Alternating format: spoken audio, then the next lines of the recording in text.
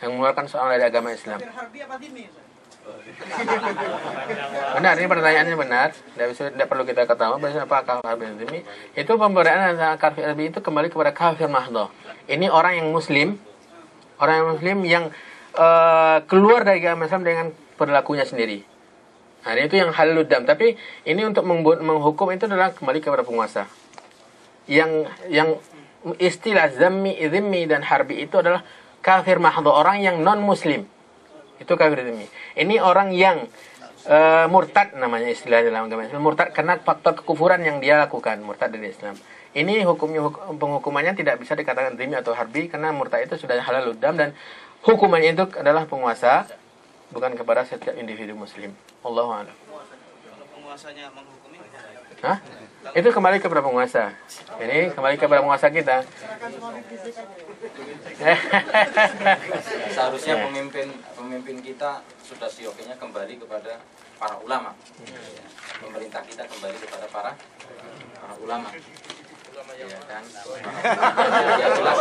Ulama yang mengikuti Al-Quran dan Sunnah menurut petunjuk pemahaman para salafus gitu ya. Ulama banyak ya. Kita semua telah tahu majelis ulama telah mengeluarkan, majelis ulama kita di Indonesia telah mengeluarkan tentang kesesatan, dan bukan itu saja, Rabi'atul Alam Islami dan bahkan sudah mengeluarkan aliran ini dari batas keislaman kita. Ini sebenarnya sudah merupakan sebuah barometer.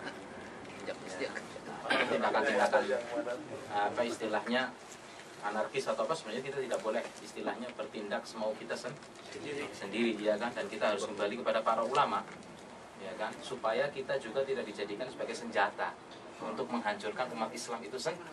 Karena yang kita tahu sekarang ini ya kan, tindakan apa ini terburu-buru kita justru malah dijadikan sebagai senjata untuk menjatuhkan kita sendiri sebagai umat Islam. Jadi kita pun harus tanggap dan hati-hati, tidak sembarangan atau tidak istilahnya main hantam terus. Kita harus berpikir dengan hikmah, menempatkan sesuatu pada tempatnya, jangan sampai perbuatan kita menjadi bumerang bagi kita sendiri umat Islam. Ya. Adapun masalah tadi, kita lebih pastinya kembali kepada para ulama ya, tentang permasalahan hukum ya kan, orang yang meninggalnya atau hukum ya kan, orang yang istilahnya ikut istilahnya ini kita kembalikan kepada para ulama. Tapi tentang hukum siapa Ahmadiyah, ulama kita sudah jelas, tidak ada keraguan di dalam penjelasan. pelaksanaan hukumannya aja Ustaz. Ya. Kemudian pertanyaan kedua, ada sebagian umat Islam setelah selesai sholat di dalam masjid, dia meminta kepada wali, misalnya Syekh Abdul Qadir Jailani, untuk diwakilkan doanya, untuk disampaikan doanya kepada Allah. Apakah syirik ini masuk pada golongan syirik akbar yang menghapus seluruh amal perbuatan kita? Ya, pertanyaannya sudah kita dengar bersama. Ini di antara doa-doa yang disalahgunakan ya. Doa artinya bertawassul kepada orang yang soleh untuk menyampaikan doa ini termasuk tawassul mamnu namanya, tidak dibenarkan dalam agama. Ini tidak terjerumus kepada tawassul mamnu, artinya perbuatan minta wasilah kepada yang tidak masyru', yang tidak diwasilahkan oleh Allah, yang tidak disyariatkan oleh Rasulullah SAW. Allah dan Allah Ta'ala Subhanahu Wa Ta'ala tentunya tidak menjerumuskan kepada perbuatan syirik, tapi itu adalah merupakan perbuatan tawassul. Dan ini saya tidak mengatakan itu adalah perbuatan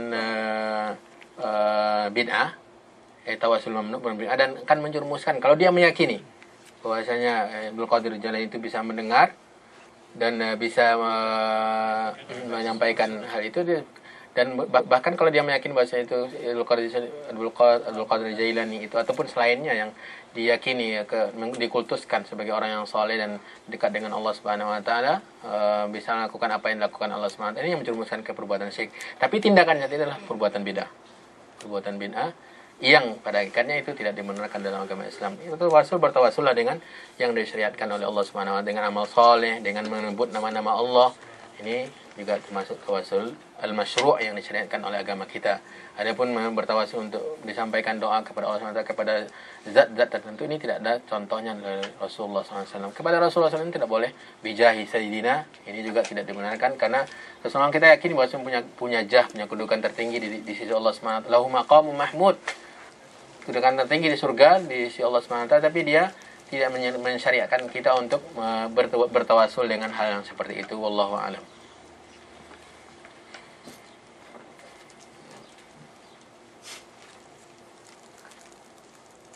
Ya, mohon dijelaskan di sini maksudnya fitnah,